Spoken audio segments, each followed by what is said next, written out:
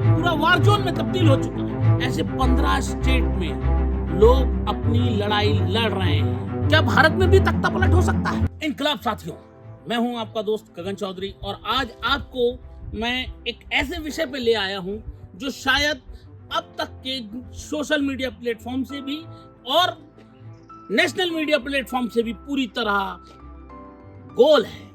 कहने का मतलब कि कोई भी मीडिया संस्थान उसको बताने में अभी तक झिझक रहा है। वो क्या है, कैसा विषय है जिसको बताने पे, जिसके बात करने पर हर किसी को डर लगता है। कोई क्यों नहीं बताना चाहता कि किस तरह इंडिया पूरा वार जोन में तब्दील हो चुका है। मैं ऐसा क्यों कह रहा हूं कि इंडिया वार जोन में तब्दील हो गया?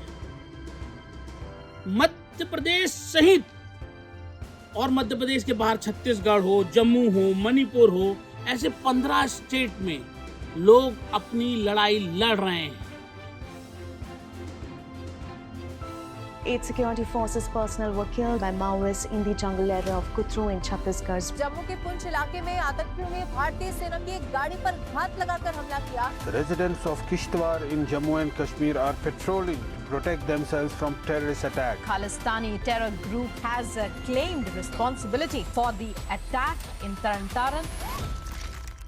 भारत के अंदर ही एक जगह, एक प्रदेश अपना खुद का संविधान, अपनी खुद की व्यवस्था बनाकर भारत की ही तरह उसका विदेश मंत्री, उसका संविधान, उसका झंडा चला रहा है।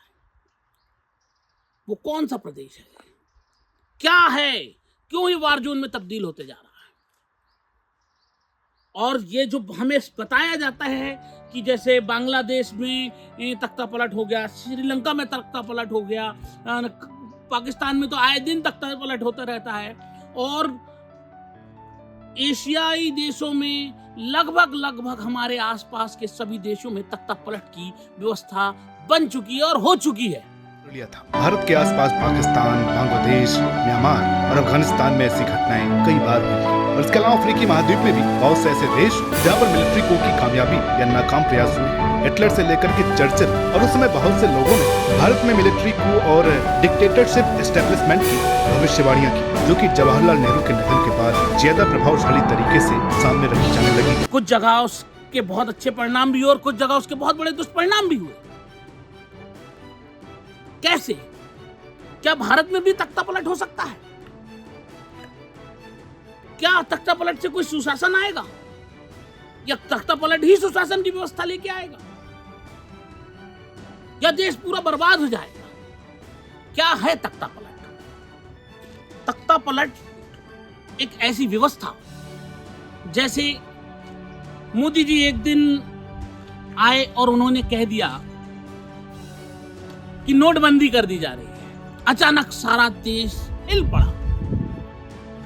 ऐसे ही जब तख्ता पलट होता है तो किसी को नहीं मालूम होता कि अगले घंटे में, अगले पहर में, अगली मिनटों में, चंद मिनटों बाद क्या होने वाला है। अचानक मिलिट्री की व्यवस्था या कुछ 1500, 2000, 10,000 लोगों की संख्या में लोग सदनों में घुस जाते हैं, लोग प्रधानमंत्री कार्यालय में घुस जाते हैं, लोग सैनिक बड़े बड़े मंत्रियों को और नेताओं को और प्रधानमंत्री जैसे लोगों को, राष्ट्रपति को जेलों में भर लेते हैं और अचानक से पूरे देश की जनता सत्ता और शासन के खिलाफ सड़कों पे आ जाती है।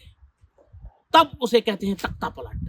और उसके बाद गैर राजनीतिक रूप से लोग इस राजनीतिक व्यवस्था का पतन कर देते हैं। इस संवैधानिक व्यवस्था का पतन करते हुए एक नए संविधान की, नई सोच की, नई जंग का ऐलान कर, उसे कहा जाता है तख्ता पलट। एक ऐसी क्रांति, ऐसी जनवादी क्रांति, ऐसी भयानक क्रांति जो यदि अहिंसा पूर्वक हुई तो वो देश में एक सुशासन व्यवस्था लाती है, देश को एक नया नवनिर्माण करती है। और यदि वही क्रांति हिंसा के साथ हुई, अराजकता के साथ हुई, तो वही क्रांति देश में नरसंहार को लाती है और देश को बर्बाद करती है। देश में एक तानाशाह को पैदा करती है। डिसीजन अब आपके हाथ में है, सोचना इस भारत की जनता को है, क्योंकि अब इसमें 1857 जैसी छुप धीरे धीरे क्रांति नहीं होगी कि मेरठ से निकल रहे हैं, फिर कानपुर पुल तक आवाज आ रही है, फिर झांसी तक पहुंच रही है और फिर अलग अलग डेट्स को वो क्रांति हो रही है। अब तो सीधी क्रांति विद इन अ मिनट हो, क्योंकि टाइम सोशल मीडिया का है, टाइम कनेक्टिविटी का है, टाइम अब प्रिंट मीडिया का नहीं रहा, अब स्क्रीन मीडिया और आपके हाथ में आपका टाइम है, आपके मोबाइल में आपका टाइम है, आपको पल पल पल हर मिनट की खबर पूरा ऑल ओवर वर्ल्ड की लग रही है।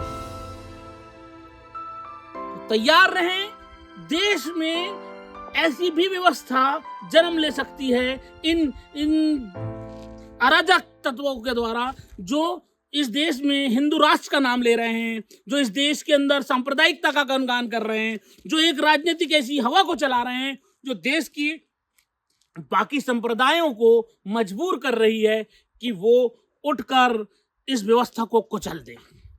जय हिंद, जय भारत, आपका साथी गगन चौधरी।